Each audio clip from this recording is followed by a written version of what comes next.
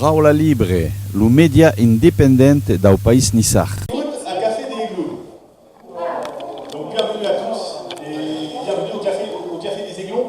Alors cet après-midi, nous avons la chance de recevoir et d'accueillir un ancien joueur emblématique de l'OGC Nice. Je vous demande d'applaudir bien fort Eric Wouloundi. Alors Eric, merci d'avoir accepté l'invitation du club pour cette soirée, enfin pour cet après-midi plutôt, puisque ce sont vos deux anciens clubs, donc vous avez joué longtemps à Strasbourg et longtemps à l'OGC Nice, hein, c'est vos deux clubs de cœur, je vais dire. Alors on va retracer un petit peu rapidement le début de votre carrière. Donc vous êtes né le 1er avril 1984 à Port-Gentil au Gabon, et vous faites vos premiers pas à Mbinga, Port-Gentil, donc vous avez presque 14 ans. Racontez-nous un petit peu ce début dans le football. Vous commencez assez tard en fait, 13-14 ans. Ah oui, déjà bon, je commence assez tard parce que bon, mes parents, ma mère particulièrement, n'a pas voulu que je joue au football, elle a toujours voulu que je fasse des études. Et vu notre contexte au Gabon où il n'y a pas de sport-études, je ne pouvais pas aller en même temps à l'école et en même temps au foot, donc c'est pourquoi j'ai commencé à 13-14 ans et en n'ayant même pas, sans la volonté de ma maman.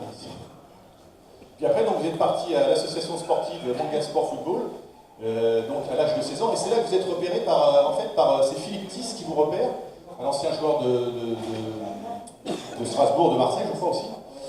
Et en fait, il y a un match de gala avec les anciens de l'OM, et là, vous vous faites remarquer, c'est ça? Oui, je pense, bon après je vais dire, je crois au destin. À partir de 15-16 ans, je pensais avoir déjà les qualités pour pouvoir faire du football mon métier.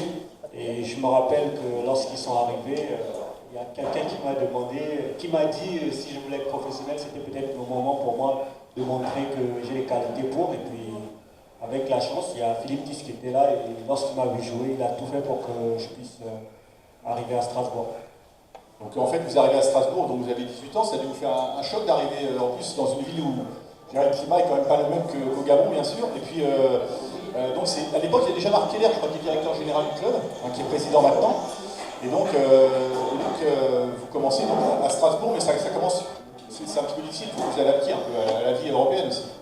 Oui, il y a la vie européenne et le froid, parce que c'est vrai que je suis un peu frileux et passer du Gabon où il fait tout le temps 35-38 degrés à passer à Strasbourg, surtout mon premier hiver à Strasbourg était très difficile.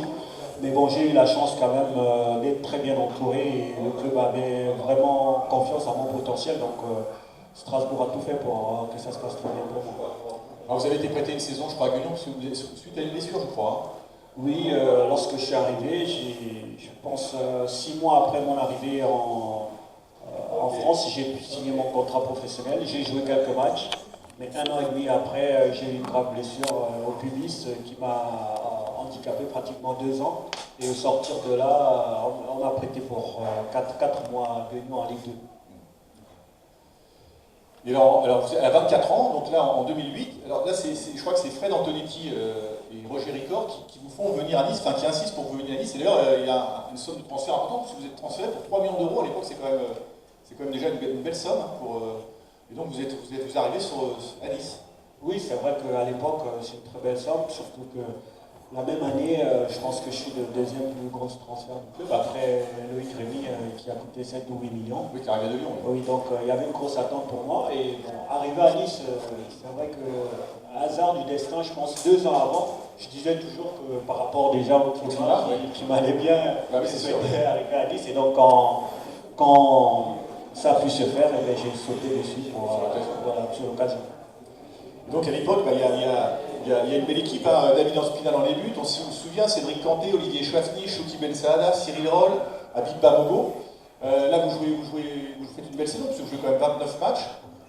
La saison elle reste un peu mi-figue, mi-raisin aussi, vous êtes blessé je crois, donc vous êtes blessé aussi cette saison-là, oui, la saison. Bon, malheureusement pour moi, je suis arrivé blessé au club, donc j'ai commencé 1 mois après et j'ai eu un deuil familial, donc j'ai dû repartir au Gabon, j'avais perdu ma grande sœur. Et ça a un peu mal commencé, mais bon, je pense que ça aurait pu être mieux si toutes ces choses se seraient pas. Donc bon, une saison, on se souvient, bon, comme on dit, mi-figue, mi-raisin pour vous notamment. Et puis par contre, bon, un mauvais souvenir, c'est cette demi-finale, on s'en souvient tous, en Coupe de la Ligue contre Vannes en Ligue 2, où on perd de façon un peu inexplicable et qui nous empêche de monter au Stade de France. Oui, ça fait partie de mes pires souvenirs de footballeur professionnel parce que j'aurais pu avoir l'occasion avec le GC Nice de pouvoir disputer 2 finales, une de Coupe de France et une de Coupe de la Ligue. Malheureusement, on se fait éliminer par un club de Ligue 2 en plus, alors qu'on avait toutes les cartes en main pour se retrouver au Stade de France. Alors vous m'avez dit que vous avez gardé un bon souvenir de quelques entraîneurs, et notamment de Frédéric Antonetti, mais par contre, vous m'avez raconté une anecdote, quand le Gilles perd à Monaco, il paraît qu'il n'était pas trop... Qu'est-ce qui s'est passé après?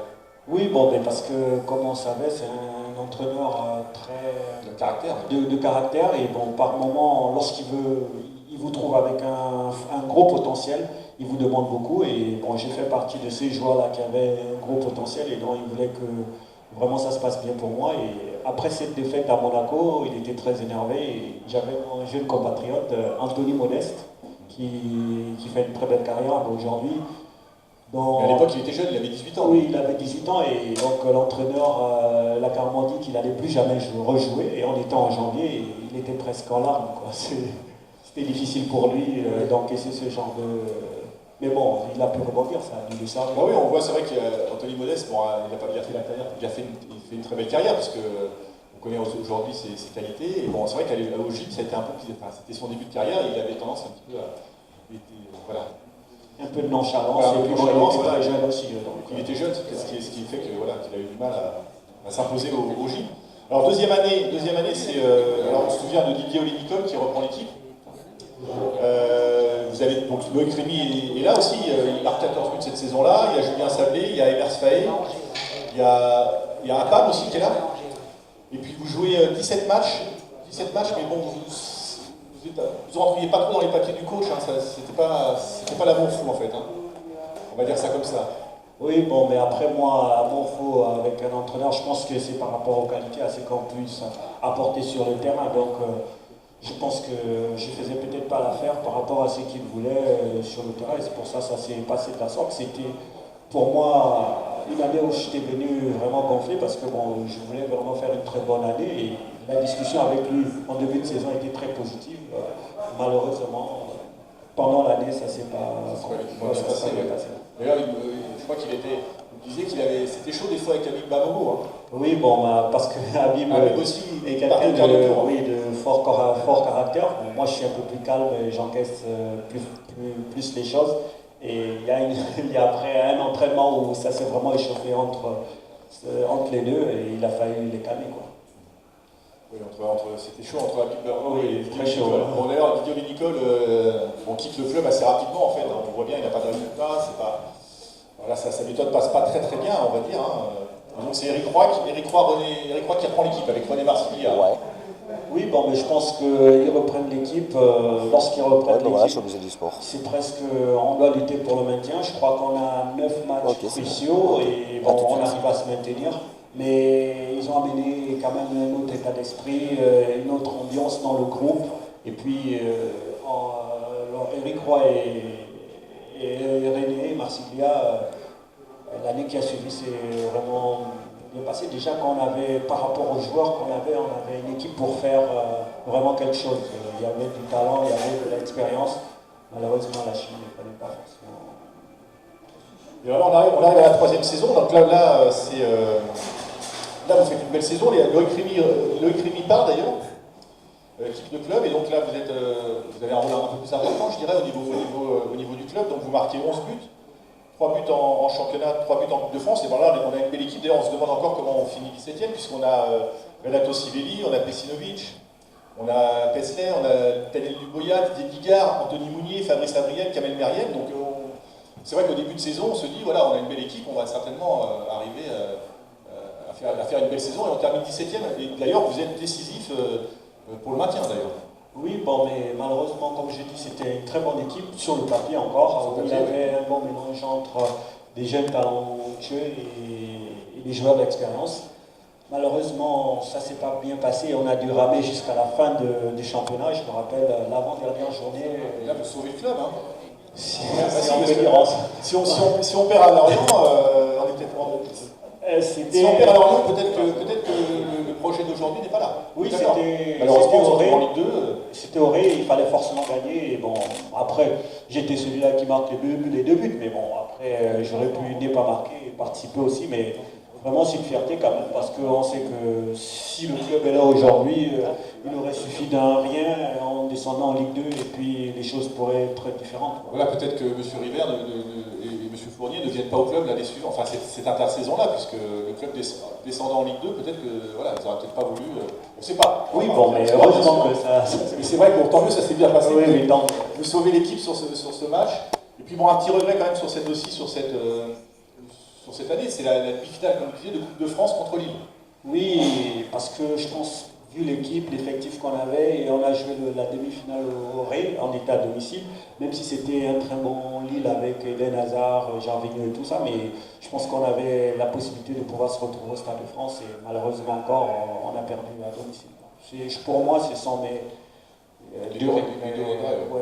parce que je pense qu'on avait la possibilité et la capacité de pouvoir aller au Stade de France. Alors, suite à cette belle saison de votre part, donc cette troisième saison, vous avez des approches d'ailleurs de clubs comme l'OM et West Ham, c'est ça? Oui.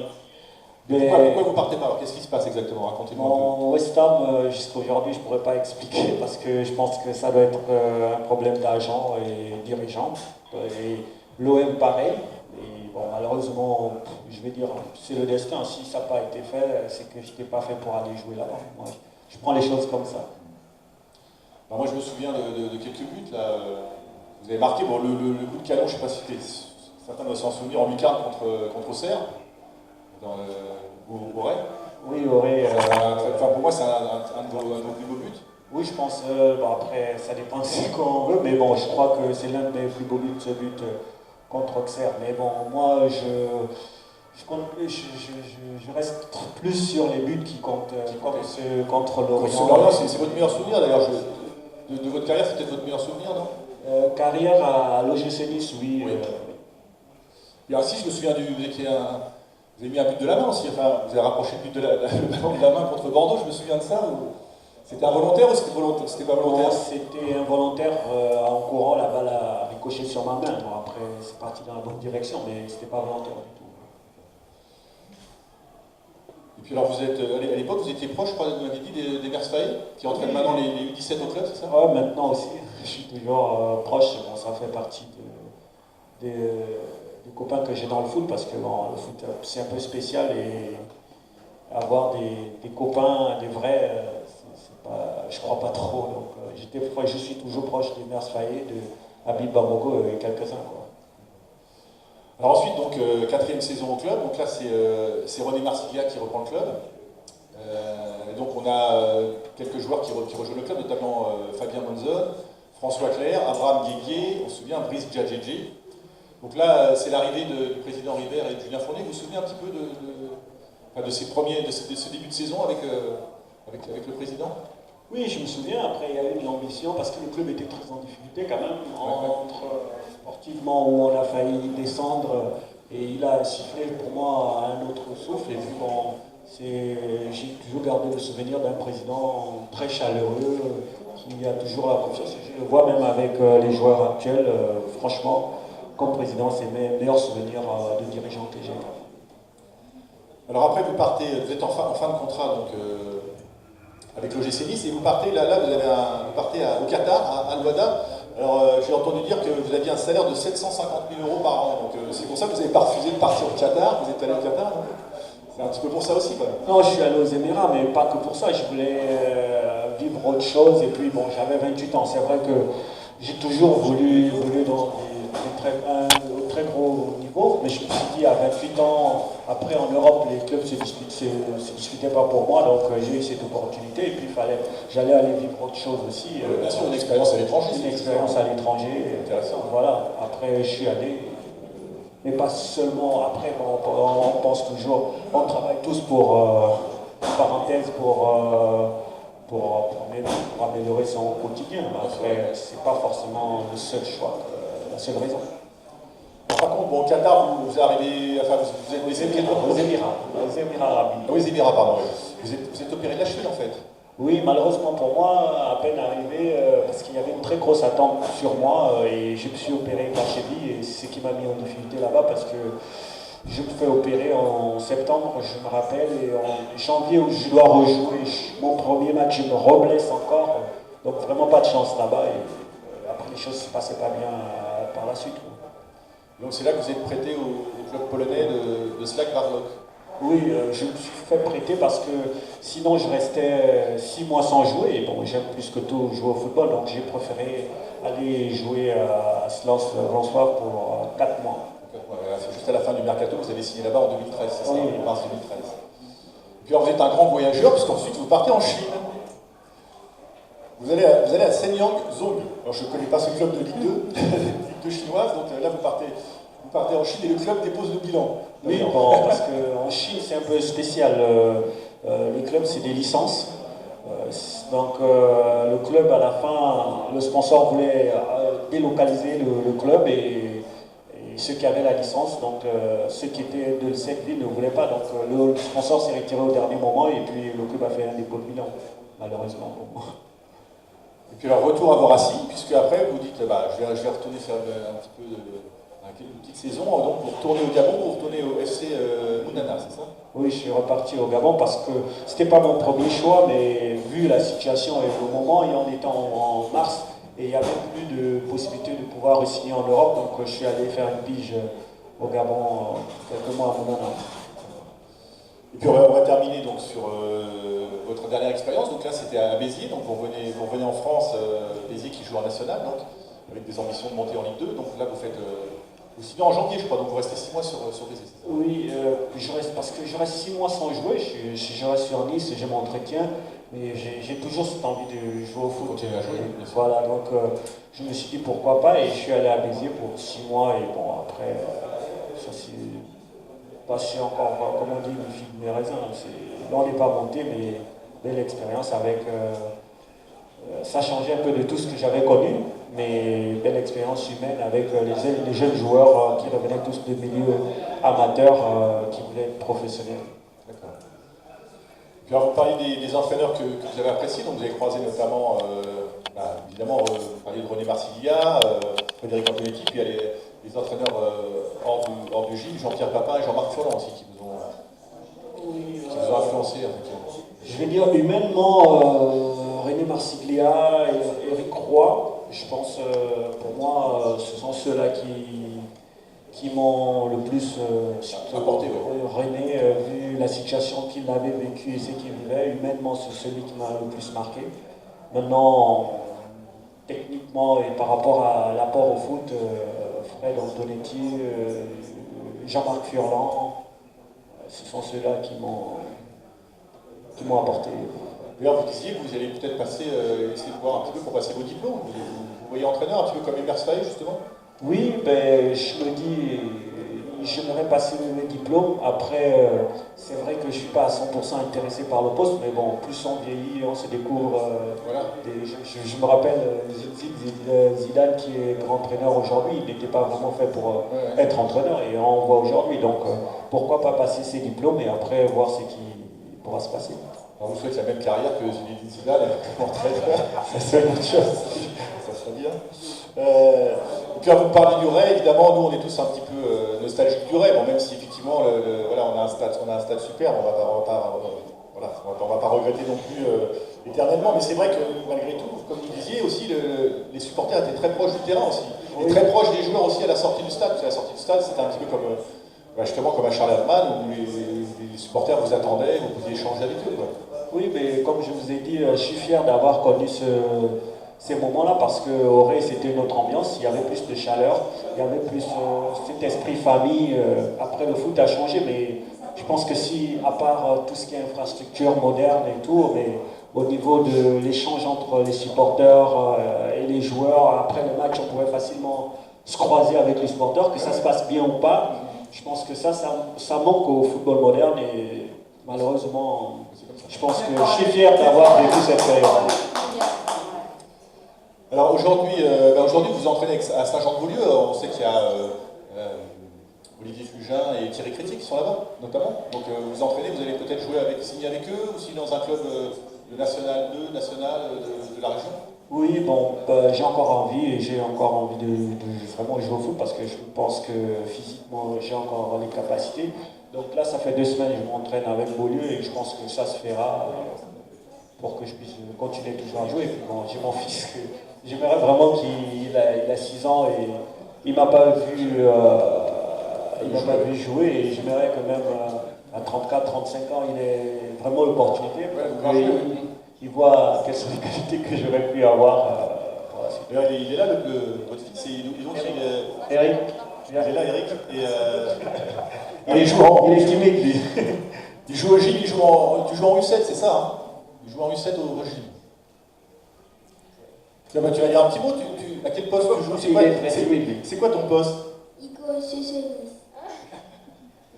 Et tu es droitier, tu es gaucher? Si, droitier. Bon, bah, voilà. Écoutez, Eric, on va passer maintenant aux questions des supporters. On va vous applaudir bien fort. Merci à vous. Merci de cette interview. Merci pour ces sympathiques anecdotes. On va passer aux questions des supporters donc, pendant 5-7 minutes. Et puis ensuite, on passera donc les selfies, les photos, les autographes. Et Eric sera à vous. Allez, on va commencer par Étienne. Je sais qu'il a une question. Bonjour Eric. Bonjour. Par rapport à ton départ comme journaliste, est-ce que c'est ton choix sportif ou est-ce qu'il fallait renflouer les caisses du club? Non, parce que je suis parti libre. Donc, je vais dire, il y a eu une incompréhension entre moi, mon agent, moi, et je pense que, comme je dis, je ne vais pas revenir sur ce qui s'est passé, mais j'aurais pu rester parce que le président River voulait vraiment à tout prix que je puisse rester au club. Donc, je pense que ça, entre mon agent, moi, et les choses ne se sont pas passées comme il fallait, parce que s'il fallait revenir, le mieux pour moi aurait été de rester quand même.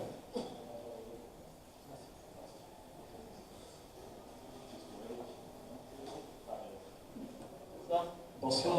Est-ce que tu as été visiter le nouveau centre d'entraînement qui vient de s'ouvrir à l'OGC Nice?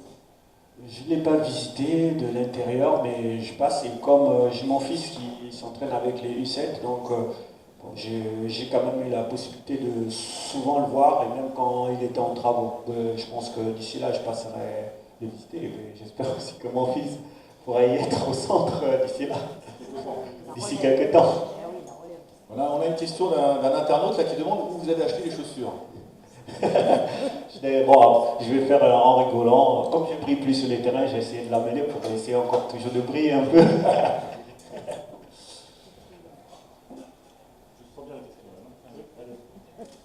Eric, donc, tu vas passer les diplômes d'entraîneur, est-ce que tu ne pourrais pas faire une spécificité d'entraîneur d'attaquant, quoi? Comme dans certains clubs, il y a gardien de but. Oui, mais je pense que aujourd'hui, il n'y a pas au niveau des diplômes, il n'y a pas une spécificité sur les attaquants ou un autre poste. Mais lorsque je sais que j'ai une connaissance plus dans le rôle d'attaquant, et bon, c'est vrai que si je réussis à obtenir ces diplômes et que je me lance dans ce métier, je serai plus porté vers la formation et l'échange avec les attaquants que les défenseurs. J'aimerais bien.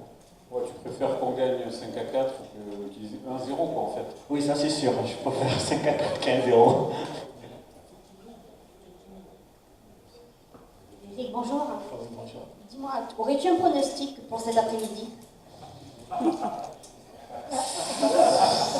Sincèrement, je vais dire, bon, je suis quelqu'un de...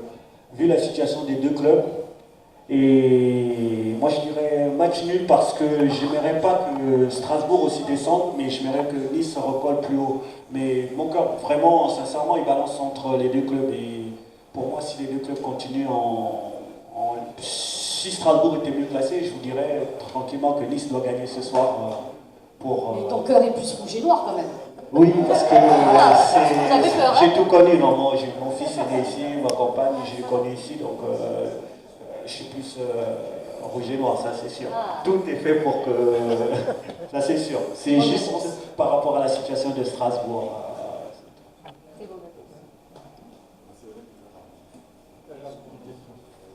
Michel, une petite question, non? Eric, que penses-tu de ce fameux match Lyon-Nice où Renato Sibili égalise à la dernière minute et Et après, il y a eu le pétage de plan de Hugo Loris dans le travée, plus dans le vestiaire. Est-ce que c'est une victoire méritée ou quel est ton sentiment? Oui, c'était une victoire méritée. Après, il y avait beaucoup de pression. Je pense que c'est pour ça qu'il y a eu un pétage de plan, si on peut l'appeler ainsi, de Hugo. Mais je pense que c'était une victoire méritée et on s'est vraiment battu pour. Quoi. Il n'y avait pas de souci, c'est sûr.